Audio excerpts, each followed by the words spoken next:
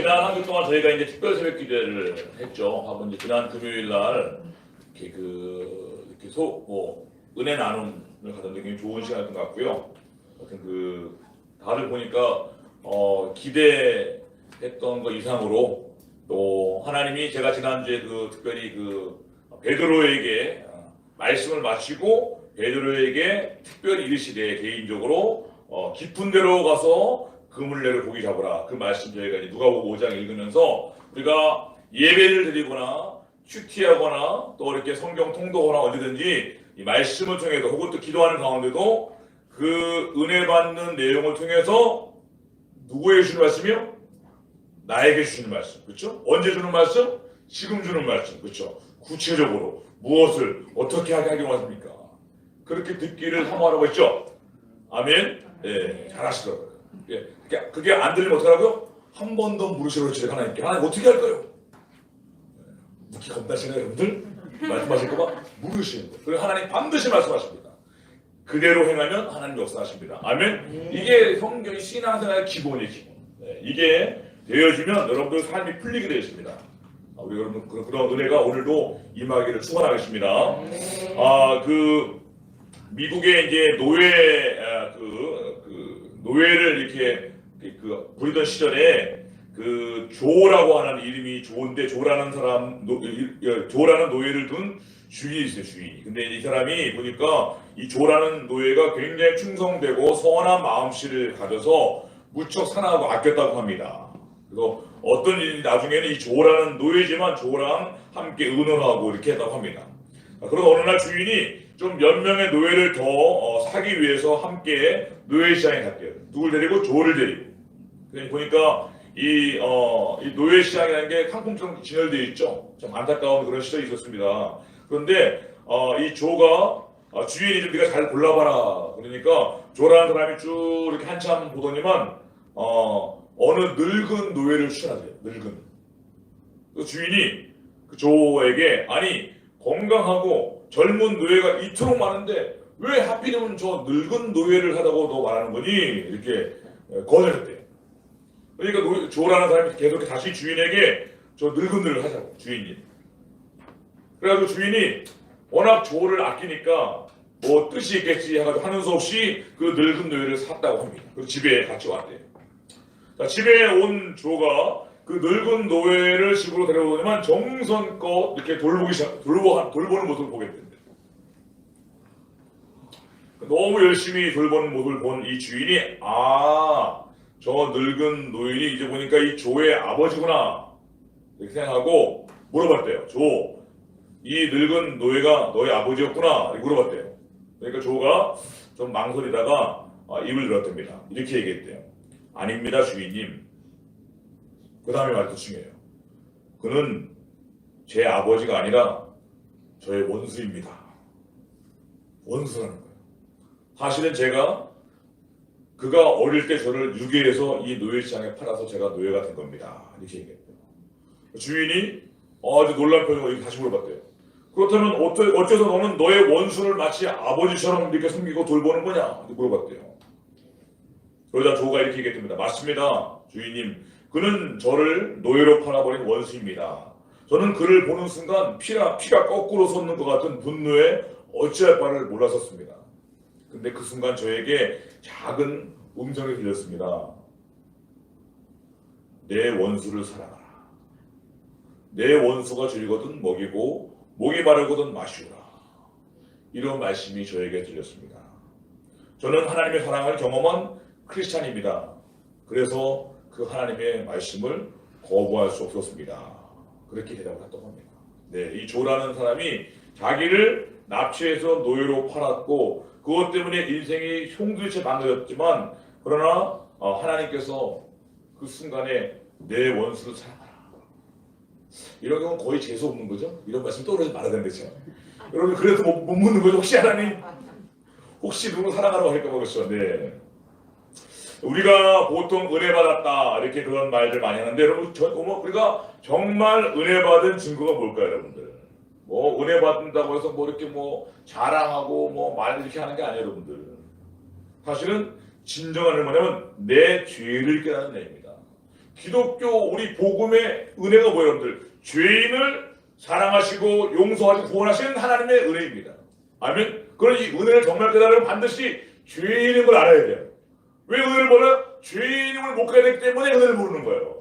제일 참 힘든 사람들이 죄인임을 못 깨닫는 거예요. 그리고 그 죄를 깨닫고 회개하게 되는 거죠. 그럴 때 하나님의 은혜가 임해요. 그러면 어떻게 됩니까? 내 주변 사람들이 갑자기 사랑스러워 보이고 심지어 조처럼 원수도 용서할 수 있는 능력이 임하게 된다. 그런 것이죠. 아멘. 우리가 올 한해 바로 이것이 바로 사랑의 능력인데 우리 교회가 올 한해 이런 사랑의 능력으로 충만해 임하게 되기를 소원합니다. 아멘. 네, 우리 지난주부터 제가 올해 교회 표 주제를 설교를 하고 있는데 읽어볼까요? 다시 한번 시작. 사랑의 능력으로 복음의 기쁨을 전파하는 교회. 한 번 더 해서 시작. 사랑의 능력으로 복음의 기쁨을 전파하는 교회. 네, 올해 이 주제를 정했는데 하여튼 제가 지난주도 고백했지만 주제를 좀 잘못 정한 것 같다. 굉장히 부담스러우시죠? 저도 이제 설교 준비할 때마다 참 많이 부담스럽다. 그러나 우리가 중요한 건 뭡니까? 하나님의 그 사랑을 우리가 보게 될 때 우리 안에 없는 사랑이 부어질 줄 믿습니다. 아멘. 오늘 그런 이야기를 좀 나누려고 하는데요. 지난주에도 저희가 세 가지 우리가 왜 모든 일을 사랑으로 해야 하는가 살펴봤죠. 왜냐하면 우리가 전하려고 하는 복음이 뭡니까? 사랑이에요. 사랑.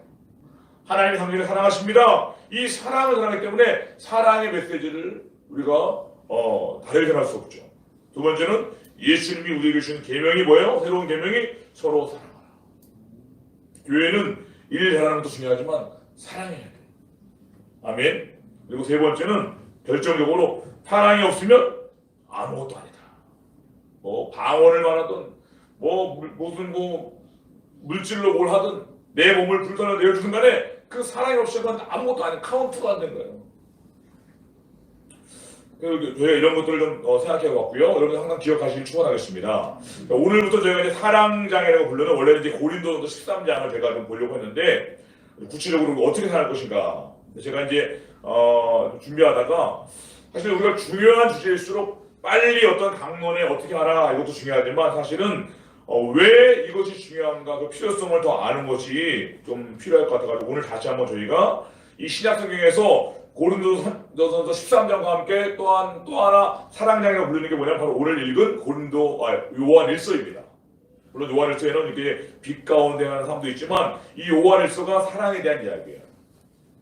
그래서 저희 오늘 다시 한번 저희가 왜 우리가 사랑해야 하는가에 대해서 사도 요한이 썼던 이 요한일서 말씀에서 우리가 다시 한번 모든 신앙에서 왜 사랑의 능력이 필요한가 좀 보려고 합니다. 다음 주부터 이제 구체적인 걸 보려고 하는데 우리 모두가 다 다시 한번 올 한해 정말 가장 큰 능력, 가장 큰 은사인 이 사랑의 능력을 얻고자 우리가 먼저 좀 사모해야 돼. 사모하는 마음. 자꾸 거부하지 마시고, 그렇죠? 못한다고 거부하면 안 되지. 사모해야 돼. 사모. 할렐루야. 우리가 그런 여러분들 사랑의 능력을 사모하면 배우게 돼 있어요. 결국은 이거합니다. 피하지 마시고. 할렐루야. 네, 우리 제목을 읽어봅시다. 시작. 다시 사랑의 능력을 구합시다. 그리고 다시 한번 오늘 그런 제목으로 함께 보도록 하겠습니다. 첫 번째 읽어보겠습니다. 시작. 우리가 왜 모든 일을 사랑으로 행하고 또 왜 우리가 사랑의 능력을 보여야 되냐면 이 사랑이 굉장히 중요한 우리의 영적인 상태를 보여주고 있습니다. 우리가 어디에 속해 있는지를 보여주고 있는 중요한 요소예요. 7절과 8절을 읽어보겠습니다. 시작. 사랑하는 자들아 우리가 서로 사랑하자. 사랑은 하나님께 속한 것이니 사랑하는 자마다 하나님으로부터 나서 하나님을 알고 사랑하지 아니하는 자는 하나님을 알지 못하나니 이는 하나님은 사랑이십니다. 아멘. 자 보시면 사랑이 있는 사람과 사랑이 없는 사람이 각각 어디에 속해 있는지를 비교해서 설명하고 있죠. 그렇죠? 네. 자 사랑하는 사람은 누구에게 속했다고요? 하나님께 속했다니. 그렇죠? 그리고 사랑하는 사람 더 나아서 뭡니까? 사랑하는 자마다 하나님으로부터 나서 영어는 born of God이에요. 하나님으로부터 태어났다는 것이에요. 그리고 하나님을 알고 knows God. 그렇죠? 네.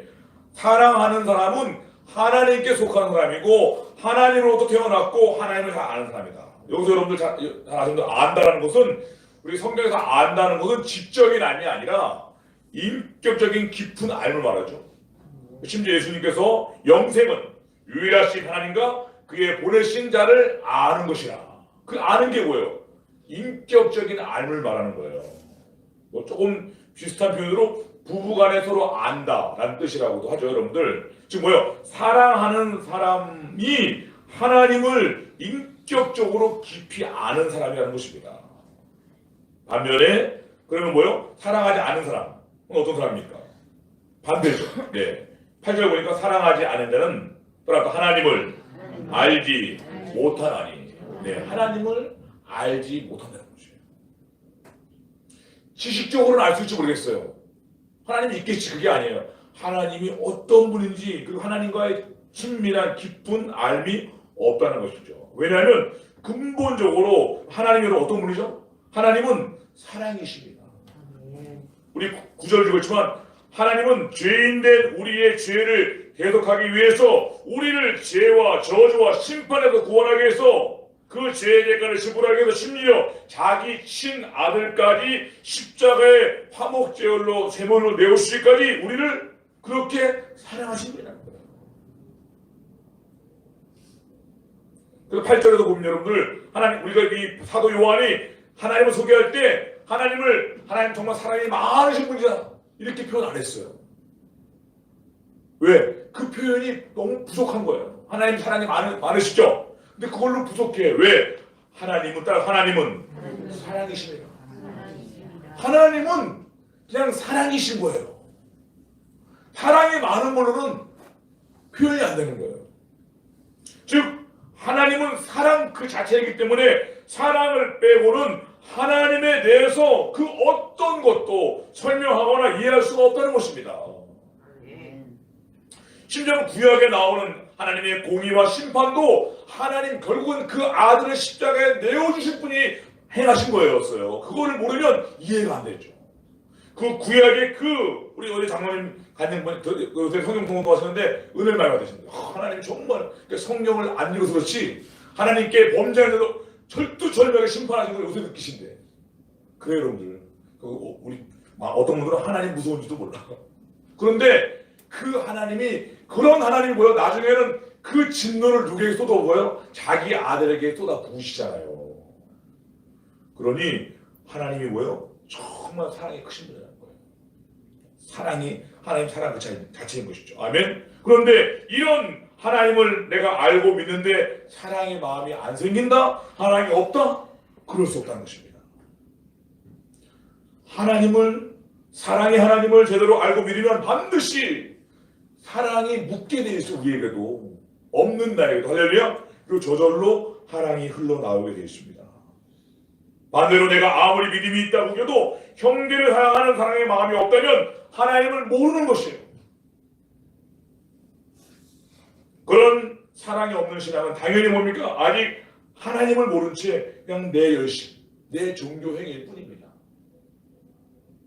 그러니까 어떤 분들은 우리 교회에 다니는 어떤 사람이 정말 저 사람이 구원받은 사람인지 아닌지 대략 가늠할 수 있는 기준이 있대요.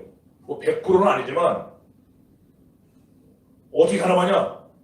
그 사람 안에 사랑의 마음이 있는가. 요거 보면 안다는 거예요. 왜? 하나님이 자기 아들까지 내어주신 한없는 사랑의 하나님이잖아요. 그 하나님을 알고 믿으면 다른 건 좀 부족해도 뭐예요? 다른 건 부족해도 하나님의 속성인 사랑이 묻어나고 흘러나온다고요. 다른 건 부족할 수 있어요. 조금 부족할 수 뭐 지식도 부족할 수 있어요. 뭐 IQ가 좀 부족한 게 하나님 부모 탓이지 어떻게 그렇죠? 근데 IQ가 부족해도 사랑을 배웁니다. 사랑을 체험하니까, 사랑을 경험하니까. 할렐루야. 그래서 여러분들 우리가 나중에 보겠지만 요한일서 오늘 1서 4장이죠. 이 요한일서 앞장인 3장 보시면 이렇게 심지어 이렇게 말해요. 사도 요한이 우리는 형제를 사랑함으로 사망에서 옮겨 생명으로 들어간 줄 알거니와 사랑하지 아니하는 자는 사망에 머물릅니다. 뭐라고요? 형제를 사랑함을 볼 때 사망에서 생명으로 옮겨 들어간 거를 그때 안다는 것이에요. 물론 이것은 오해하지 마세요. 사랑이 구원의 조건이라고 말할 수 없지만 여러분들 그런데 결과적으로 정말 믿음으로 예수님의 큰 사랑을 경험하고 구원받으면 결과적으로 시간 지나면 저 사람 구원받은 거 맞구나. 보니까 저 사람 사랑이 있네. 그렇게 한다는 거예요. 반대로 물론 우리가 어떤 일시적으로는 아닐 수 있어요. 사람이 또 이렇게 시간이 걸리고 또 일시적으로 여러 가지. 근데 시간이 오래 흘러갔는데도 똑같이 사랑이 없다. 그건 뭐예요? 아직 사망에 머물리다. 그렇죠? 예수님이 비슷한 말씀에서 요한복음 5장에서 내가 진실로 내게 이르노니 내 말을 듣고 나 보내신 이를 믿는 자는 영생을 얻었고, 그렇죠? 믿으면 영생을 얻은 것이에요. 심판에 이르지 아니하나니 사망에서 생명으로 옮겨드리라. 그때도 예수님이 믿으면 옮겼다 그랬어요. 근데 동일한 말씀이죠. 근데 이번에는 사도 요한이 뭐랍니까? 그 요한복음이나 이 요한에서 같은 요한이 쓴 거예요. 그런데 바뀌었어요. 그러니까 이제는 형제를 사랑함으로 사망에서 옮겨 생명으로 들어간 줄 안다는 거예요. 예, 이건 결과란 말이에요. 결과. 이게 진실입니다. 물론 도전적이죠. 그러나 실제로 그렇습니다. 물론 구원은 믿음으로 받습니다. 믿음으로 받은 구원의 열매가 그게 사실이면 반드시 열매는 맺게 되어 있죠. 아멘? 즉시 맺기도 하고 즉시 정말 진짜 예수 믿으면 즉시 많이 바뀌어요. 그리고 점점점 바뀌게 되어 있어요. 따라서 우리가 사실은 우리 안에도 형제, 자매를 향한 이웃을 향한 사랑의 마음이 내 안에 있는가를 통해서 나의 영적인 상태를 우리가 알 수 있는 것이죠. 물론 이런 것도 있어요. 정말 이 사랑의 마음이 들어가면 정말 나의 더 큰 사랑을 배우고 싶은 거지. 그래서 늘 사랑의 부족함을 느끼죠. 그렇죠? 본인은 느껴. 근데 옆 사람은 알아요. 저 사람 사랑이 많은 걸. 아시겠죠? 결과는 같아요. 어쨌든 사랑의 마음이 들어가고 나타나게 되어 있습니다. 우리 마음속에 여러분들 무엇이 있는가 살펴보세요. 사랑과 배려와 존중, 사랑에 나온 거죠. 이런 것이 있는지 아니면 비판과 비난과 판단이 있는지. 이건 다른 영역이에요. 다른 영역. 만약에 우리 가운데 여러분 모두에게 여러분 가운데 하나님께 속한 사랑의 증거들이 차고 넘치게 되기를 축원하겠습니다. 사랑이 우리가 어디에 속해 있는지를 말해주기 때문에 사랑이 너무 중요한 거예요. 두 번째입니다. 시작. 네, 이어지는 말씀이지만 우리가 왜 사랑해야 하는가 하면 우리가 먼저 하나님의 크신 사랑을 이미 먼저 받았다는 것이죠. 우리 한번 10절과 11절을 읽어보겠습니다. 시작. 하나님은 여기 있으니 우리를 속하여 위하여 다목제물을 그 아들을 보내줬습니다. 사랑하는 자들아, 하나님 이같이 우리 사랑하듯이 우리도 서로 사랑하는 것이 마땅하다. 예, 자 무슨 말인가면 하나님께서 이미 얘기했지만 죄에 빠져 죽을 영원히 지옥불에 심판받을 운명에서 우리의 죄를 속하기 위해서 우리 대신 자기의 아들을 십자가에 화목제물로 내오시는 갚을 수 없는 큰 사랑을 우리에게 주셨어요. 우리가 그 놀라운 사랑을 갚을 수 없는 사랑을 먼저 받은 사람들입니다. 아멘? 그러니 갚을 수 없는 사랑을 받은 내가 옆에 있는 형제 가마에게 사랑을 베푸는 거? 그건 당연한 거지. 마땅한 거지. 그죠? 그게 여러분 계산할 겁니까? 계산되는 게 아니에요. 이와 관련된 여러분들 이게 보여주는 예가 마태복음 18장에 나오는 그 1만 달란트 빚진 자와 100데나리온 빚진 자 이야기입니다. 이게 물론 용서에 대한 얘기지만 이 비슷한 이야기예요. 그럼 대략 이야기가 이렇습니다. 어떤 왕에게 한 종이 있었는데 이 종이 이 왕에게 1만 달란트라고 하는 엄청난 큰 빚을 졌대요. 보통 이 1만 달란트가 뭐 여러 가지인데 보통 한 1조 원 정도. 굉장히 큰 돈이죠. 그런데 다윗이 왕을 때 300달란트를 줬다고 되어 있습니다. 그 정도로. 그러니까 무슨 1만 달란트 정말 비교할 수 없는. 와닿지 않으시죠? 네. 1조 원 가까운 개인이. 네. 근데 돈을 이렇게 참 대지들 와 이런 돈을 빌린 거겠죠. 근데 돈을 갚을 날이 왔는데 못 갚게 된 거예요. 도저히. 그래서 이 왕에게 가서 불사해달라고 간청했습니다. 불사해달라고. 그러자 왕이 마음이 넓은 것 같아요. 그래? 갚아야 되는데 못 갚어? 그럼 뭐 탕감해 주지 뭐. 예, 그래서 탕감이었대요. 물어보시죠, 여러분들. 혹시 은행에 빚은 분들이 부러울 것 같아, 그렇죠? 예. 정말 이게 큰 돈입니다. 여러분 보면 같은 거 우리 교회 통솔 중에도 저 전에 보면 이제 이렇게 막 좀 어려움이 있어가지고 뭐 파산 신청도 하시고 이렇게 조금씩 이렇게 갚는 이런 거 보면 한 달에 몇십만 원 갚는 것도 어렵고 어떤 분은 그래서 저한테 말해 몇 년 있다가 목사님 저 다 갚았어요 그러는데 굉장히 기뻐하시더라고. 그런 건데 여러분들 큰 돈 어떻게 갚아? 그 문제는 이런 큰 은혜를 받은 거죠. 일생을 다 갚아도 못 갚는 돈이에요. 그런데 이 사람이 탕감 받은 다음에 집에 돌아가다가 자기에게 100데나리온 빚진 사람이 많았다는 거예요. 이 100데나리온은 보통 1데나리온이 그 당시에 하루 1당이에요. 1당. 그래서 대략 우리가 이제 계산을 해보면 뭐 한 10만 원에 치면 뭐요? 100데나리온 뭐 뭡니까? 한 1000만 원 되죠. 1000만 원도 작은 돈은 아니죠.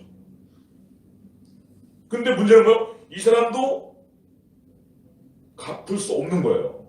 그래서 그 1만 달란트 탕감받은 사람한테 말하기를 나중에 꼭 갚을 테니까 조금만 기다려라고. 안 갚다는 거 아니에요. 근데 이 1만 달란트, 1조 원 탕감받는 사람이 얼굴을 싹 바꾸고 채무 연장은커녕 그냥 감옥에 가다 버립니다. 돈 가져와. 아니면 감옥에 있어. 이렇게 먹겠죠. 예. 나중에 이 소식이 왕에게 알려지고 여러분들 이게 다 이런 게 다 알려지게 돼 있어요. 1만 달란트 탕감받는 사람을 다시 부릅니다. 왕궁으로.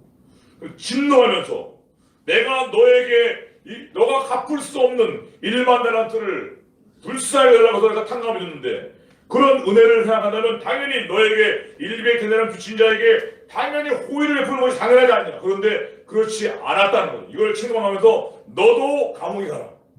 그 사람 다시 감옥에 갔습니다.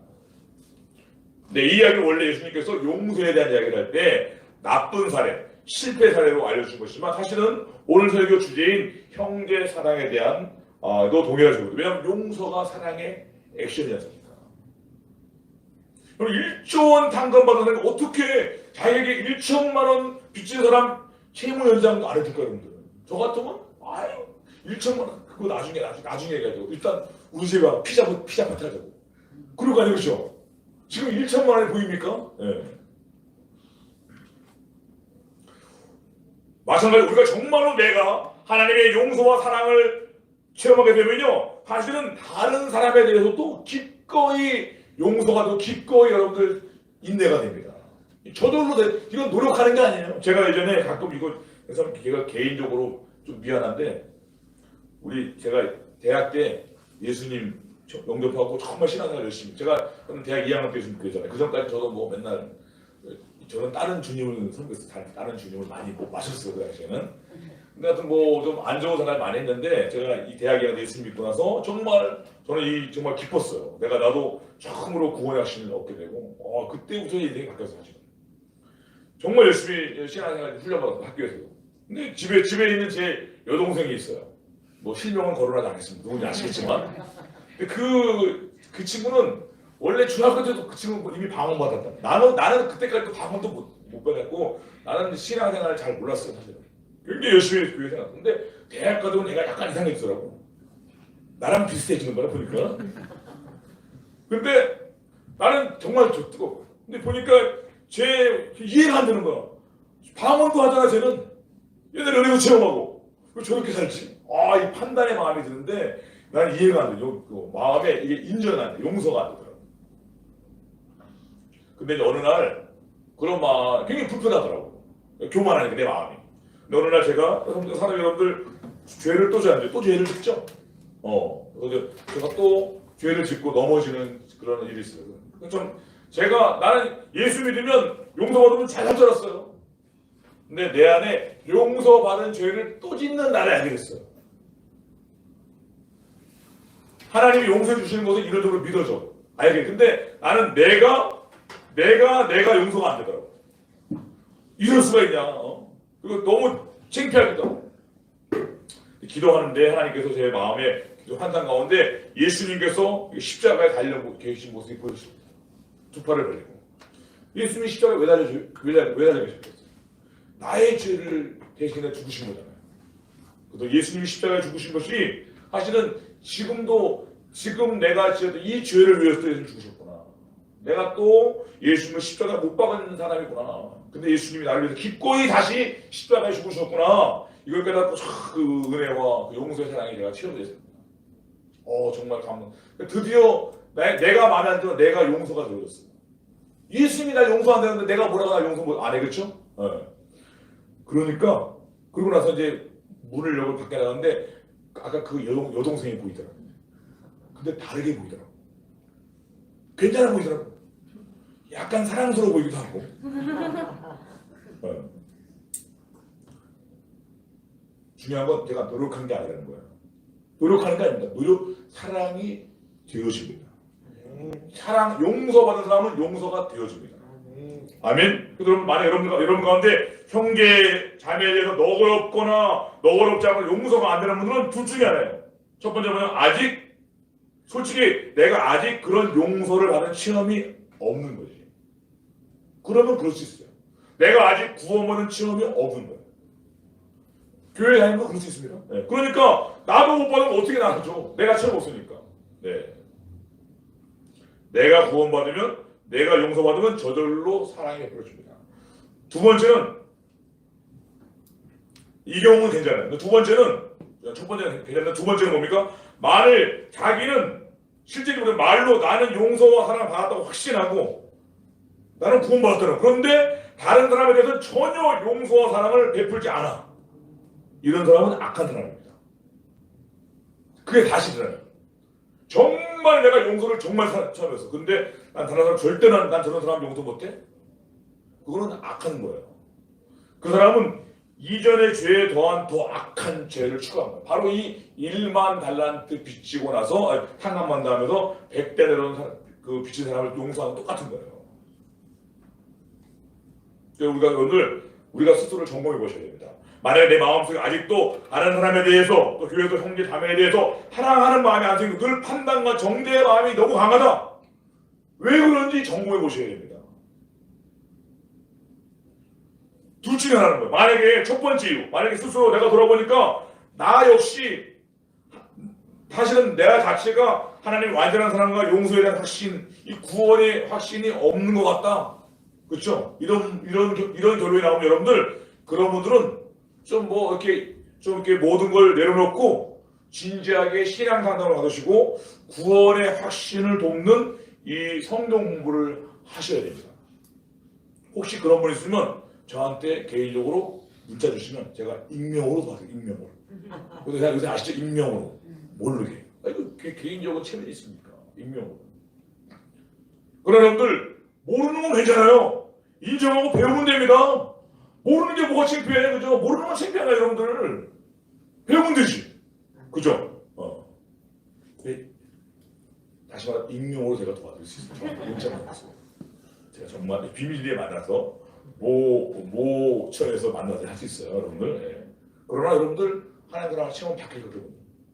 반대로 문제는 뭐냐면 두 번째는 나의 구원에 대해서나 나를 향한 하나님의 사랑, 나는 용서받았다, 나 구원받았다, 이런 거 정말 확신이 있다고 생각하는데 이상하게 다른 사람의 허물이나 단점은 너무 눈에 거슬리는 거야. 너무 싫은 거야. 이런 마음이 너무너무 많다.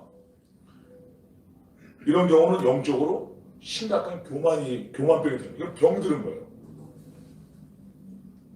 이런 분들은 오늘부터 바로 금식 들어가셔야 돼요. 회개하셔야 돼요. 마찬가지로 문자 주시면 익명으로 도와드리겠습니다. 필요하면 같이 금식합니다. 이건 심각한 병이에요. 네.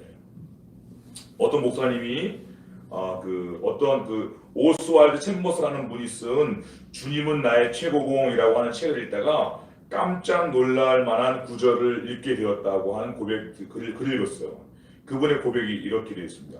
그 책에 예수님을 나의 구주로 영접한 이후 나는 어느 누구에게도 실망한 적이 없다.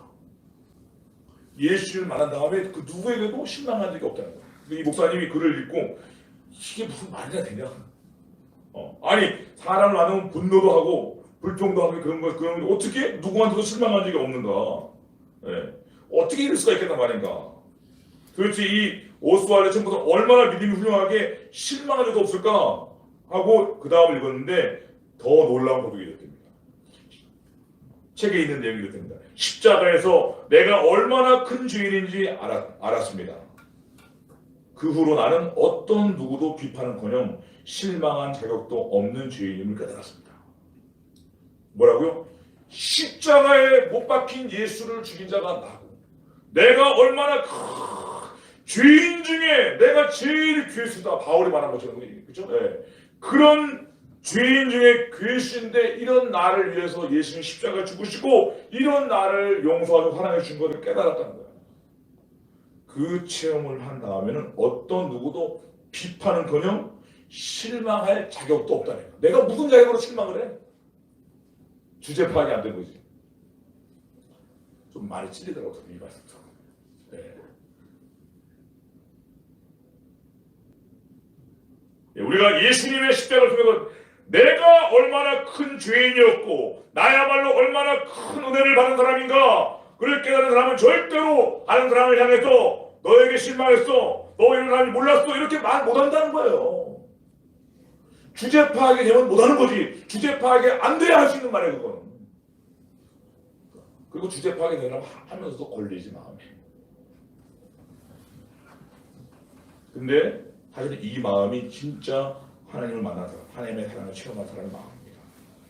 우리는 여러분들 모두가 다 어떤 사람입니까? 우리 모두는 나를 대신해서 내 죄를 대신 지고 십자가에 달려 죽으신 예수님께 1만 달란트 빚진 자였습니다. 갚을 수 없는 사랑의 빚진 자예요. 다 빚쟁이들입니다. 사랑의 빚진 자들이에요.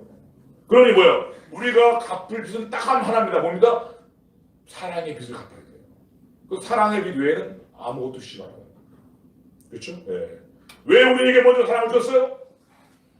예수님께 받은 사랑을 빚 갚아주라고. 예수님 사랑 나눠주라고. 할렐루야. 그러니 우리가 우리 주변에 부족해 보이는 연약한 형제와 자매를 용서하고 사랑하는 것은 마땅한 거다. 말하자면 마땅한 거다. 그죠? 이렇게 말하면 사랑하는 하나님이 이같이 우리를 사랑하셨는데 우리도 서로 사랑하는 것이 마땅한 것이다. 당연한 것이다. 이건 무슨 토를 날 게 아니라는 거예요, 여러분들. 그러니 우리가 뭐야? 모든 일을 사랑 안에서 행하는 것이 당연하다. 우리가 금년에 우리 가운데 이런 예수님의 넘치는 사랑을 새롭게 체험하게 되기를 사랑의 눈 회복을 소망합니다. 마지막 하나 더 보겠습니다. 시작. 네, 왜 우리가 마지막으로 물론 이유는 많지만 오늘까지 마지막 하려고 합니다. 왜 우리가 모든 일을 사랑하고 해야 되는가? 그것은 사실은 사랑이 가장 큰 은사, 사랑이 가장 큰 능력이기 때문에요. 능력이 많은 거 같으세요? 진짜 능력은 사랑할 수 있는 능력이에요. 재능이 많으세요? 은사가 이쪽 재능이죠. 가장 큰 은사와 재능은 사랑의 재능입니다. 저희가 다음 주부터 이제 우리 사랑장, 성경 사랑장이라죠. 이 고린도서 13장을 볼 텐데 이 고린도서 13장 사랑장 바로 앞에 있는 장이 뭔지 아세요, 여러분들? 13장 앞에 뭐가 있는지 아세요? 12장 당연한 13장 앞에 이렇게 헷갈리세요? 여러분 겁먹으신 것 같은 거 보니까 13장 앞에 12장 12장이 뭐예요? 12장이 다른 말로 은사장이에요. 은사장. 13장이 사랑장, 12장이 은사장. 우리 한번 근데 그 중에서 마지막 부분을 읽어볼게요. 29절 31절까지. 자, 겁먹지 말고 이제 겁먹지 말고 시작.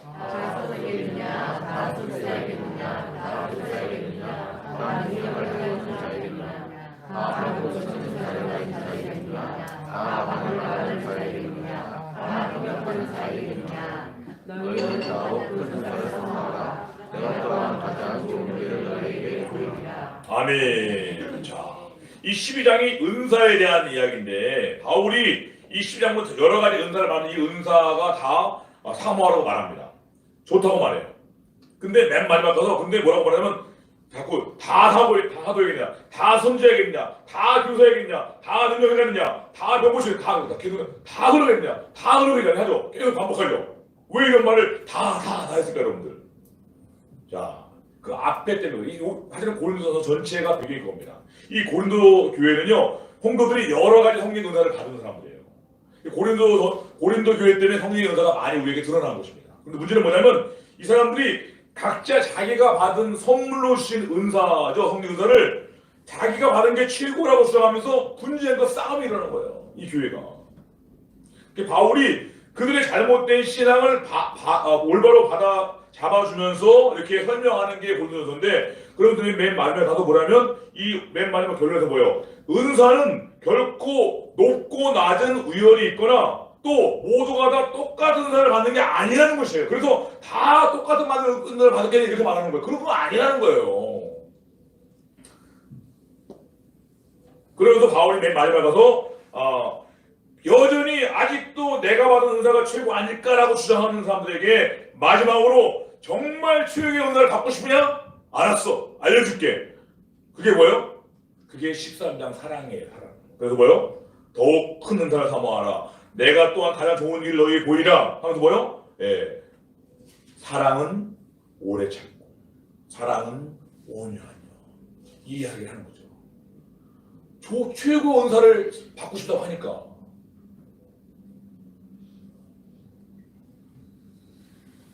즉 바울이 정말 가장 좋은 은사는 사랑의 은사다.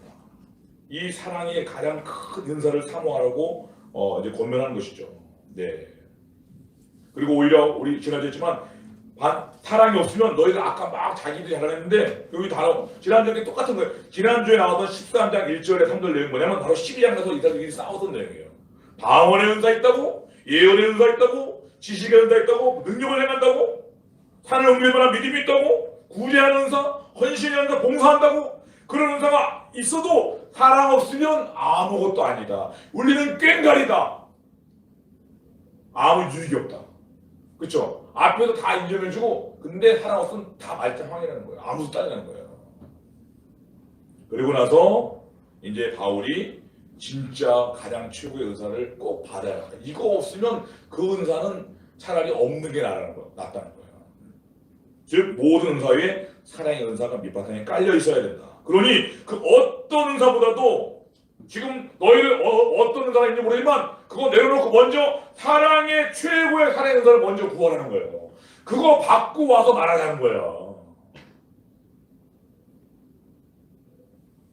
성령 충만 마찬가지입니다. 진정한 성령 충만이 뭐였들? 진정한 성령 충만? 그건 사랑 충만입니다. 하나님 마음으로. 그래서 성령 충만할 때 원수 사랑하고 용서하는 거잖아요. 그렇죠? 가장 부족하고 연약한 사람도 지체도 있는 모습 그대로 사랑할 수 있는 마음, 이게 성령 충만이에요.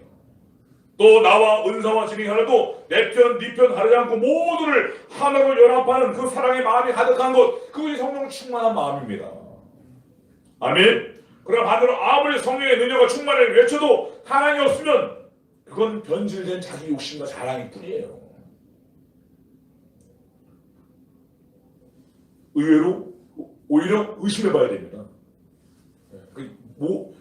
영들을 믿지 말라고 바울이, 그렇죠? 시험해버렸어. 뭘 시험해? 사랑이 있는다고 보면 알아. 굉장히 간단해요. 물론 예수 그리스도에 대한 복음에 대한 확신, 하늘의 신앙. 근데 그 결과로 사랑을 하게 돼 있다고. 아멘. 네.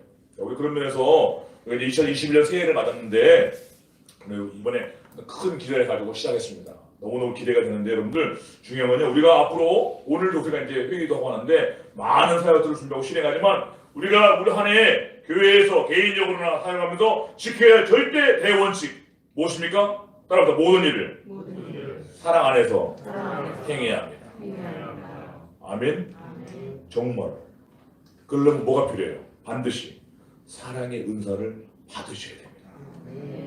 아멘. 네, 제가 오늘 이 말씀 왜 드리냐면요, 내일부터 다음부터 저희 이제 사랑의 은사의 특징을 하나하나 볼 거예요. 사랑은 오래 참고 온유하며. 근데 여러분들 보면 이렇게 사람들이 보면 저도 좀 그럴 때 있지만 부담스러우면 자꾸 방어하더라고. 이런 경우는 안 되지 않나요? 뭐 맨날 그런 핑계만 대. 방어하고 핑계대고. 여러분들 하나님의 능력을 믿으세요. 여러분들. 아멘. 네. 어떤 상황에서 또 사랑하게 하는 능력을 사모해야지 그 능력을 받으면 되는 거 아니에요, 그렇죠? 네. 이런 사람은 아니지 않나요? 이런 사람은 어렵지 않나요? 그 핑계 방어하는 거죠. 네. 그러지 말고 여러분들 우리가 하나님, 저도 이번에 저런 최고의 은사, 사랑의 은사 저에게 주옵소서. 하나님, 저도 하나님의 능력을 충만케 되기 바랍니다. 이렇게 여러분들 사모하는 마음으로 저는 다음 주부터 배웠으면 좋겠다 그런 마음으로 말씀을 드립니다. 우리가 이제 2월까지 아마도 이 사랑의 능력에 대한 신년 설교 시리즈 할 것 같은데 여러분들 이 설교 시리즈가 맞춰지면 우리 지금도 우리 교회 사랑이 많았지만 지금보다 우리 교회 사랑의 지수가 100배 작은 것 같아요. 1000배 좀 만배 이게 진짜 만배라고 할 거죠. 이게 여러분 우리가 만배 더 커져서 올 한해 우리 모두가 다른 사랑의 능력으로 이 복음의 이 영광스러운 기쁨을 온 세상에 온 어둠 가운데 전파하는 그런 교회로 그런 성도들로 우뚝 세워지기를 간절히 소망합니다.